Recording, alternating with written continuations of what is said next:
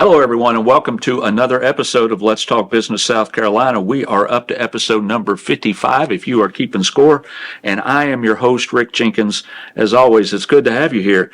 Joining me today is Sarah Lyles. Sarah is the longtime executive director at PalmettoPride, that is South Carolina's anti-litter organization. They are responsible for removing, get this, responsible for removing 1.5 million pounds of litter from our roads and natural areas, and that was in 2024 alone. Big job. Now, Sarah did not do this on her own. She, of course, has a staff. We're going to hear all about it here in a sec. And she had more than 30,000 volunteers to help her do this. So this is a big operation. Sarah, I got to tell you, I love the work you do. I love the work that your team does. I just wish you didn't have to do it. I know, but I read something recently that said archaeology was the study of people's trash. And so we've got a lot of people in the state, and where you have people, you're going to have trash. So we've got our jobs cut out for us for, to pick that litter up, but we really want to prevent it. Yeah, I hear you, and we're going to talk all about it. But before I get into that, I want to talk about you just for a second. Okay. Now, you have been with Palmetto since basically its inception, 23 years, yes. And you have been the big boss for about a decade. Yes. I started in 2002. It became the 501c3 in 2001. So right. My first job was community outreach and running the Keep America Beautiful network, Keep South Carolina Beautiful. Yeah. Now, I always, when I'm talking about Palmetto Pride, and I do from time to time, I always relay this story. And it's one that you initially relayed to me years ago when we first talked. And that is that Palmetto Pride basically came into existence because of a football coach. Right? It was a big part of it. Yes. That's right. Not only that, okay? But it was... Right. It was a significant happening, and that is when Lou Holtz was named the South Carolina football coach back in '99, I believe. He came in on his introductory press conference, and he made a stab at South Carolina because of how much litter he saw on the roads. Yes, he did. He said the South Carolinians must have the cleanest cars because all of our trash was on our roadways. Right. People heard like that. Oh, they did. People they heard still it. Talk it about struck a nerve. It did. And then what happened? Well, and then the Governor's Council on Beautification and Litter was created, and that became Palmetto Pride, the 501c3. And we are, our mission is to eradicate litter. Our enabling legislation says we are here to implement and coordinate litter control programs for South Carolina. And we do that in 4 program areas: education, enforcement, awareness, and pickup. So all those parts, you need all of them to change that behavior. Our ultimate goal is to stop litter. We want people to stop doing it. Right. We don't just want to be reactive and pick up, but That's right. You have to have all those programs in place to really change that behavior. Well, let me provide some context to the amount of the work that you all do. So since 1999, the organization has helped about 750,000 volunteers remove about 100 million pounds from our roads and natural areas. That is really hard to get your brain around. But this is from your most recent annual report. Last year, 1.5 million pounds of litter removed, 642,000 pounds of litter removed from the state roads only, 562,000 in grant funding, which I definitely want to talk about, $166,000 worth of donated supplies, $256,000 in fines for littering and illegal dumping, $250,000 we find folks doing something as stupid as throwing their litter out. It's obvious we have a problem. Well, that number is low, but that's just from the reporting agencies.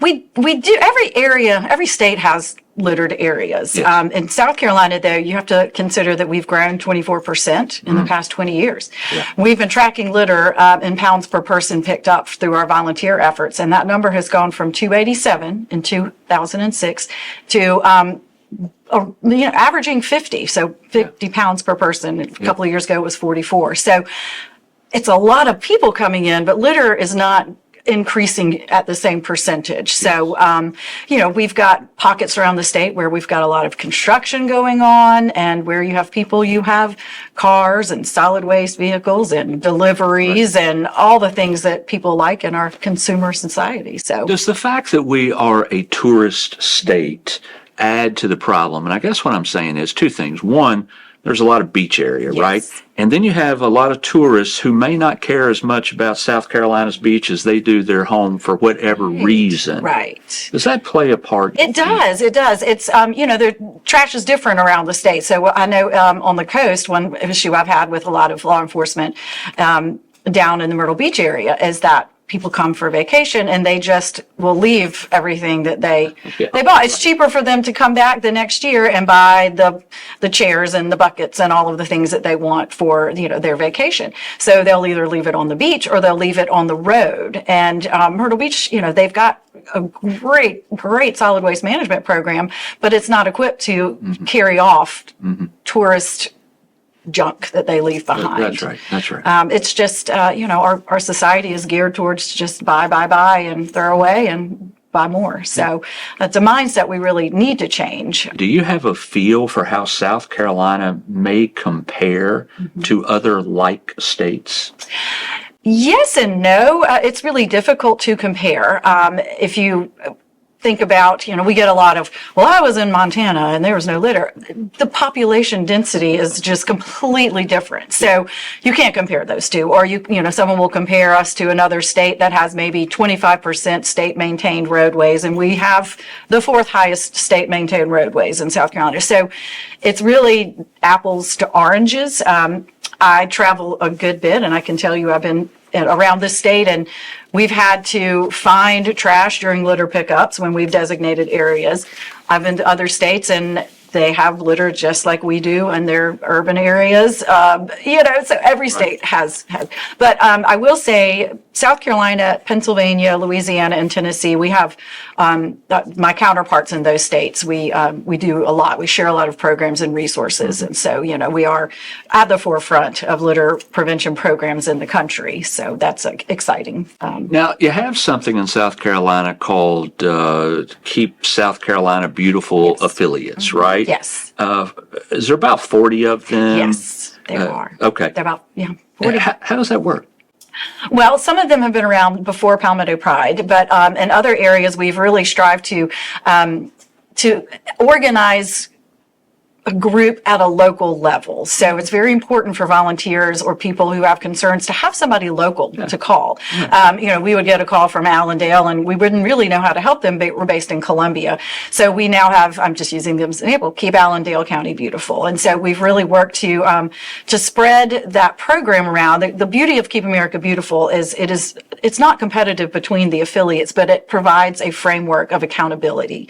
I mean, it's a tried and true program since 1957. And so for Palmetto Pride and Keep South Carolina Beautiful, it is our strongest volunteer arm aside from Adopt a Highway. So for us, it is important to have that local connection because if you keep things local, it's just going to work better. So at the state level, we bring everyone together and we help with the education and training and we have grants, but we really like to have that local connection for volunteer efforts. So I saw a survey recently that said, and it's not surprising, of course, that 96% of the people in the country feel like litter poses a health risk of some sort. But it doesn't stop them from littering. Right. Why? It's a mental thing. I remember years ago at a conference they were discussing this whole thing of the act of throwing one's trash out and seeing litter on the ground there's a disconnection there. Yeah. And I will say, people who call and complain about litter will toss a cigarette butt out or, do something. So I think that there is just a disconnect between, oh no, that was just my trash and it's fine. It's amazing, but a lot of it is accidental. Well, not accidental, I would say. Irresponsible, maybe putting in the back of a truck and you drive down the road and it just goes out that way. So I think most people want to do the right thing, but I think in some respects we make it very difficult for trash. We make it difficult to get rid of our trash. We don't have trash cans in all the locations, and people throw it in the back of their truck so they don't secure it. So I think there's just a lot people need to do to really think about where it's going to end up versus just, I don't want to deal with it right now. You talk about that there's a lack of trash cans, and you and I have talked about that before. That sounds like something that would just be easy to fix, but it's not as easy to fix as you would think. There's a lot of dollars involved there, right? Right. Nice trash cans that you would see on the city roads can cost $1,000. The average we get is, $600 to $800, but you have to think about the staff that's got to empty them. So, I know fast food restaurants get a lot of negative press because a lot of fast food wrappers are littered. I remember growing up where you would go to a McDonald's or somewhere and they would have a trash can. So, and they've taken them out because when people use them and they don't get emptied, quickly enough, they overflow. And the whole, the idea is just, well, let's remove them and then we won't have them to empty. So, I think you've got to consider the infrastructure there. We've got to have trash cans, recycling containers, and you have to have staff to empty them and maintain them. You switch gears here for a second. I said earlier that you all get more than $500,000 in grant funding every year. Where's it come from? We get a percentage of court fines. So we're not tax funded. We're not in the general fund, but it's part of the court assessment fees system. We also get wonderful donations and grants from companies. We've had Duke Energy sponsor us, for several big projects, and so we get grants, and we also get a percentage of those court fines, and we put everything as much as we can back out there. We've never been below 90%. So it's great. We get to advertise and then work with our various groups for either litter pickup programs or litter prevention programs. I mentioned a little bit ago that there was more than $250,000 in fines from recently. You said it was more than that. Well, our number is just from the law enforcement agencies that get our grants. That was only 14 reporting agencies. I see. So, but the state of South Carolina and the Litter Commission have numbers from the state agencies, from DNR and DPS. One of the problems is not enough officers. It's hard to catch people throwing out a cigarette butt or a bottle or a bag of fast food bag. It's easier to investigate illegal dumping, but then we have issues with the courts and evidence, and so you have a need to have physical evidence, and a lot of times you have to have it on film so that you can connect the person with the act. Right. And I would also guess that an officer has in their mind more important things to police than maybe throwing a McDonald's bag out the window. Correct. Right. And we understand that, but there have been a lot of times where someone's been pulled over for littering and they've been wanted for much higher crimes. So I think for us it would just be to encourage all officers, not just litter control, environmental control officers. If you just see it, just make the stop. Even tell somebody what they've done. You don't have to give the ticket, but we've got to let people know that it's wrong and there are repercussions if we want to change behavior. What needs to happen? You're talking about changing behavior. What needs to happen for, I won't say so much changing behavior, but for your organization to make a bigger impact? There are disruptors, I'm assuming, trash cans being one of them that we talked about. What are the other types of things? Well, we always can use more volunteers. And I always having great conversations right now with some other state agencies and some local organizations about, we have to tell people what we're doing. I think that if there's a conception that nobody's tackling these issues, then why would a citizen care? But we really want everyone to know there are great programs happening, and we have a lot of volunteers out there. The state agencies responsible for enforcement and pickup are also doing everything they can. So know that the programs are happening. Let's share each other's victories and successes and work better together. I think having more funding for advertising is always going to be good, and having more people secure their loads and more officers out there to enforce the laws. Yeah. But really just support the programs that are in place so that we can all get better and get stronger. I have seen surveys also that show that where there is more trash and more litter, there is more violent crime.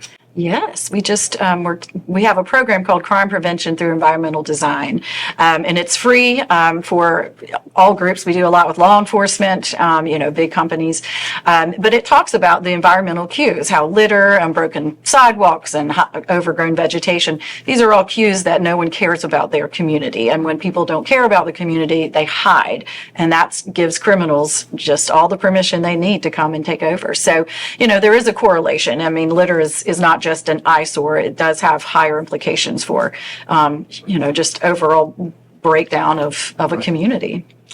Sarah, I'm going to get you out of here on this. How can businesses help you? What can we do? Well, businesses, funding programs like ours and locally is great, but a bigger one thing that I always like to say is have the conversation with your employees.